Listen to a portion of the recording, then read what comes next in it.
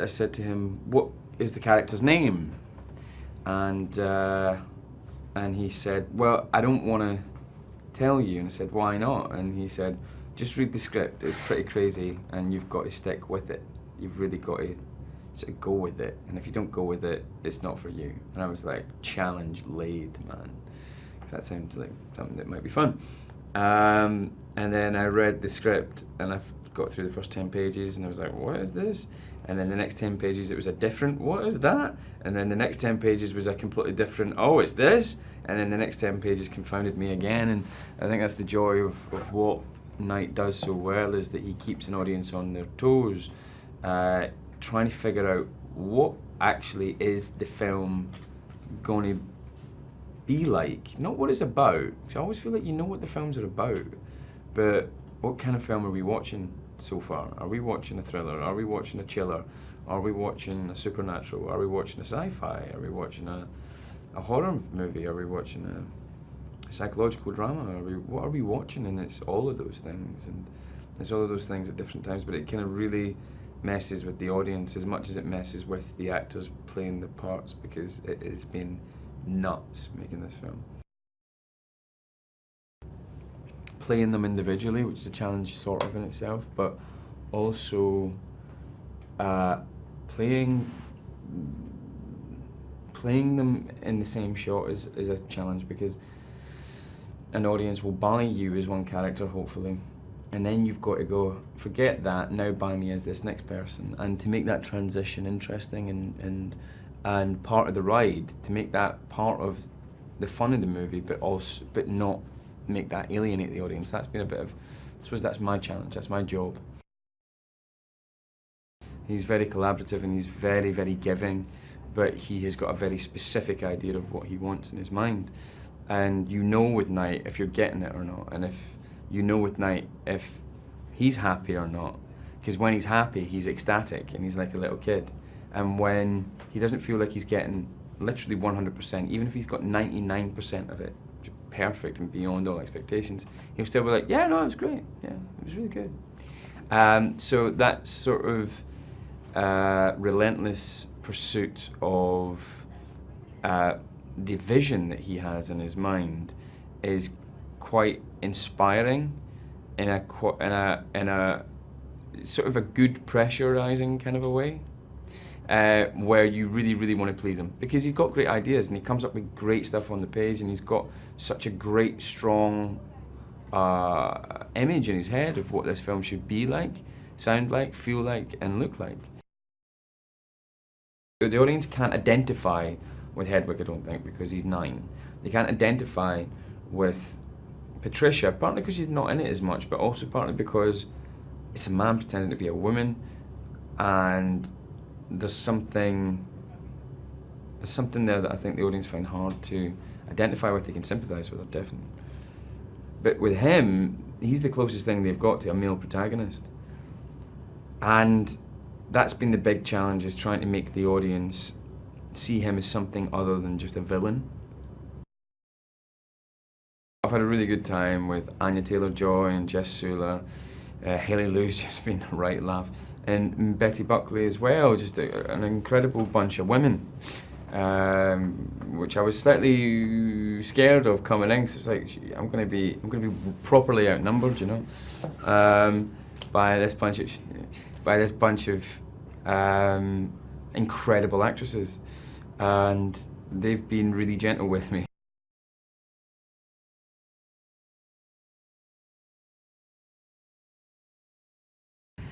Casey is tough, and she's tough because she's unfortunately had to learn how to survive through experiences that no one should have to go through that.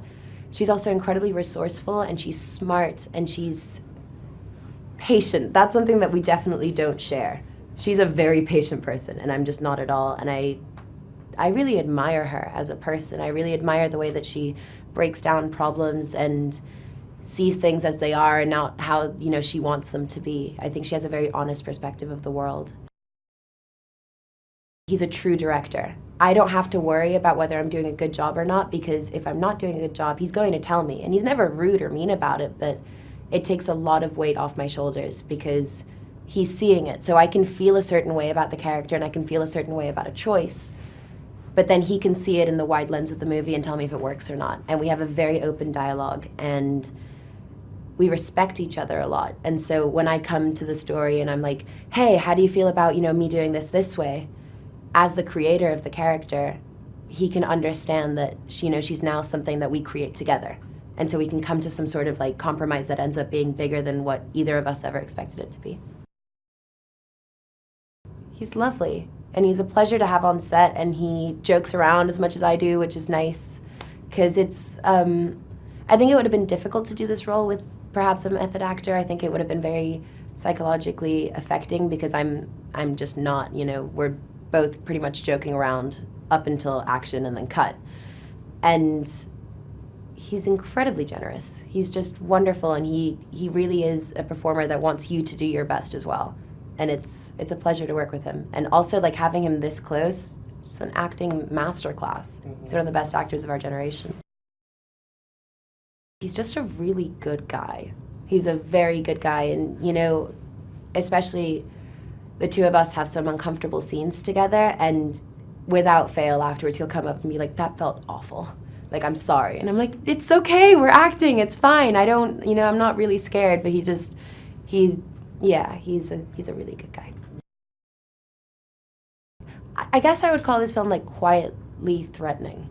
There's a sense of something always, but it's not overt, it's not in your face, and I think that's why it works. And any chance I get to look at the monitor, I'm pretty much glued to it just to see what it looks like.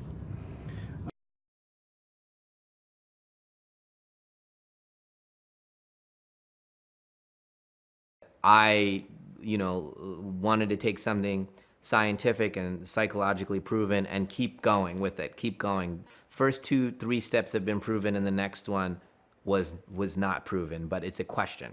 Do you believe it, what I'm suggesting? It's almost like a question, kind of saying, if you believe that you get stressed and your blood pressure goes up, you believe that. Do you believe I give you a pill and it's full of sugar, but I told you it's a cure, and a portion of the population cures themselves of all diseases? Do you believe that? It's true, that's a fact. It's in every scientific study everywhere, and every medicine is pit against the placebo effect, right? So those two, so you buy me there. Now I'm going to introduce you to DID, where each individual personality believes they are who they are 100%. One personality has diabetes, one has high cholesterol, one can't see, blah, blah, blah, each one, and their body changes chemically as they get to that belief system. And now I have you right there. And again, that's being debated around the world right now, what I just said, but I believe that's a fact, right? But that's still being debated, but that's fact. Now I'm gonna ask one more question, and that's the one no one's asked, which I'm asking, which is, what if a person with DID thought one of its personalities was supernatural? Would they have supernatural powers? That's the question that we're asking.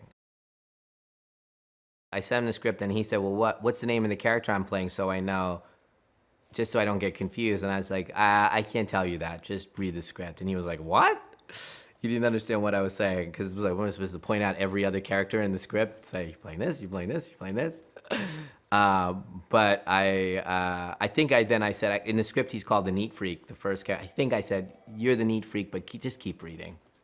And so, yeah, he was, I don't know what James, you'd have to ask James what he thought when he first read it, but I think he thought it would be a hoot, and I didn't think he really concentrated on the possible pitfalls. I think he just thought it was so messed up and so whacked that it was crazy, and he's so up for anything that he was like, yeah, this is great, this isn't normal, let's go have some fun. He was yes right away when he read it. He just read it and he was like, that is crazy, that script. And he's like, hell, let's do it. And his abandon about doing something so challenging, so exposing, and just being like, whatever, let's do it.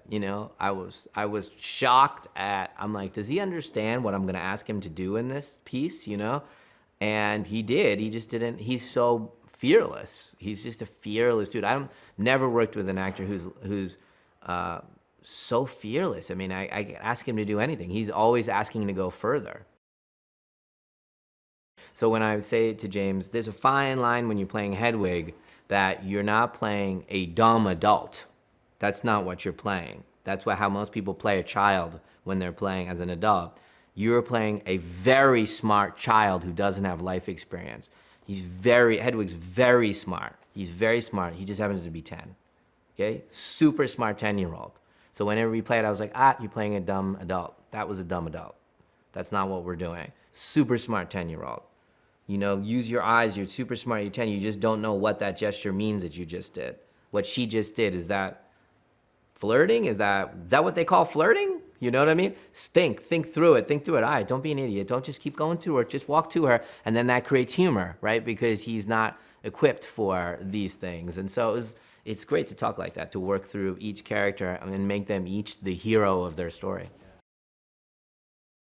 We got into that wonderful rhythm where the things that were sacred to me weren't touched and were only heightened, and then James would bring these incredible new aspects of it to the table, which is what you dream as a writer-director, that what you imagined is being honored but enhanced. And James's physicality is the great X factor of the movie. You know, how he can carry himself as Patricia. You know, how he literally feels like he shrunk 3 inches when he's playing Hedwig, you know, or he gets, you know, very stiff and strong when he's playing Dennis. We locked split and we went to Austin to do a film festival on a Monday. That's when it screened. We finished on the Thursday or Friday on the mix, and the previous week we still shot stuff for the movie. That I was still dropping stuff in. I still had another idea, another thing, and we were dropping it in. It was pliable right to the last second, and we give the best version.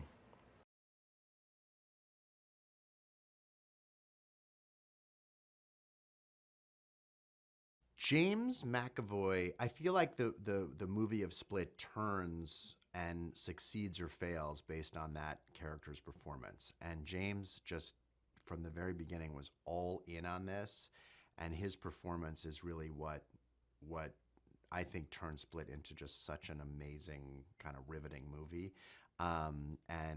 And even when we read it, that's another reason why when I read the script, the actual movie came out better than I never really could imagine someone could do it as well as James was able to do. And he really, I think what he adds is that when you watch him, you really believe that his individual personalities are different people. And if it's really because he's a great actor that you're able to do that. And if you weren't able to do that when you watch the movie really wouldn't work. He's very independent, more independent than most directors that we work with, in that he likes to kind of go away for a week or two or a month or two, work, and then share the work, and we talk about it. And that's different than the day-to-day interaction that we have on our other projects. And it's really nice. It allows us to have a certain perspective when we talk, and so it's been a great relationship and a different kind of relationship for us.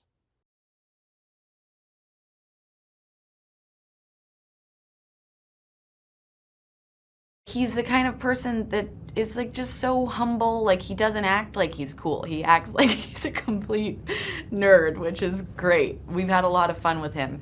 But he's also like a very good actor. And also his role in this movie is an incredible role for any actor. So, and he's like really bringing it to the top notch that it could possibly be. Claire is really the leader of the group that's saying things like, we need to fight him, we need to escape, we can do this, we can all get together and get out of here, like this isn't the end. And, you know, Marcia kind of looks to her as that leader in this really like screwed up time. And, you know, as the audience watching the movie, you would look at Claire and you would think, yes, that's what you need to do, like that's what's going on and this is how you're gonna get out of there. But really, the movie, there's much deeper, darker things going on that are even beyond what Claire's brain knows. There was a moment where James was playing Hedwig, which was his 9-year-old boy character. And Jess and I were kind of not really involved in the scene, but we were just off camera just to be there. And this was the first time we'd seen James play that character, and we both looked at each other afterwards and we were like, tears were streaming down our face. We were like, wow, that's like really interesting to watch and like really affected us.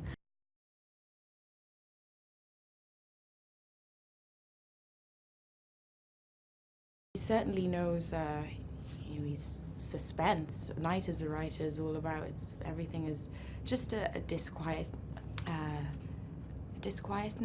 menace. Everything is just very quiet and something is coming. It's all very menacing. And I think he can really put that into his scripts. And this is a good one for it. The whole plot line is perfect for setting up a lot of heightened moments. Casey is a mysterious young woman who is an individual to the most extreme. She stands alone and she doesn't feel, I think, you know, from an outsider, that she really belongs with like this normal teen world of probably football matches and going to the mall and birthday parties at the mall, as where we come at the beginning of the movie. And she has her own dark past and she prefers to, you know, keep it to herself. But she's a survivor. Casey is definitely a survivor, and a smart one at that. And that's what I admire about Casey. He's an extraordinary actor, and then he can just switch off and just out. I'm sorry. I'm just like, he can just switch off and mess around, and he's not there, he doesn't have any airs, he's there to work, he's professional, and he's supportive and kind, and he makes me laugh so hard that I could like pee my pants a little bit. I want people to have a good time, to have a good movie experience, to see a well-rounded thriller, to enjoy James McAvoy's wonderful multiple personalities. Like, he's amazing in the part. So to enjoy James's performance, because I think he really blew me away at some moments.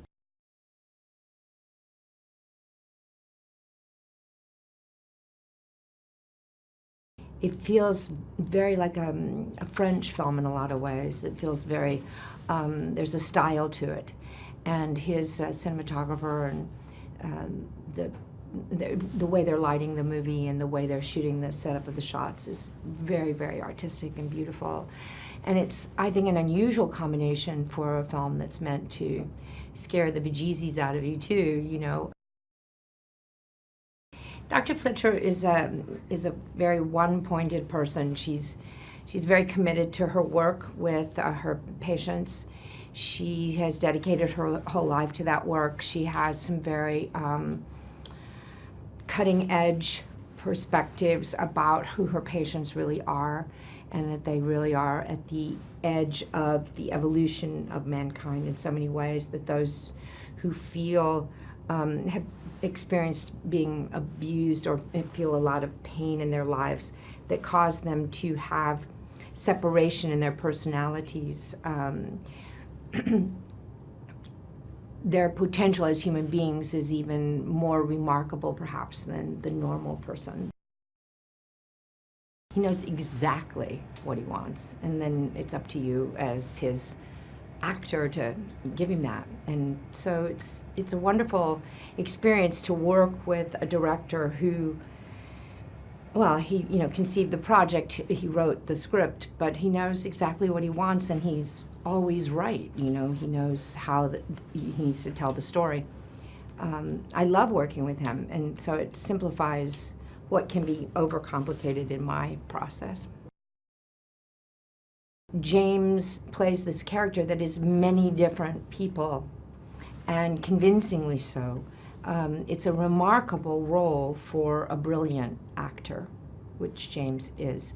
And I'm really thrilled for Night that James is doing the movie, and I'm really thrilled for James that Night has written the role, because hardly, I can't even think of actors who could really handle it with the prowess and expertise that James is doing. I mean, he's remarkable.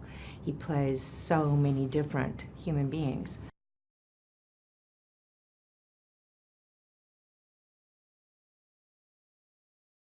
My initial reaction to the script, wow. Shocking, surprised, engaged, a page turner. And, it was fantastic. Yeah, it's first time I read it, first time I read the script, it was quite a ride. And I kept thinking, who's gonna play this role? Who's gonna play this role? So, and Knight has some great ideas. He's a perfectionist, and so, and I think one of the challenges for all of us, and also one of the inspirations, is that he wants, every scene, every shot, every frame, every location to be the very best it can be. And so that's inspiring, while also, can be challenging at times. I would describe the visual look and the feel of the film as very painterly. It's very natural, but mysterious and moody, and I love it because it's stylized in a very subtle way.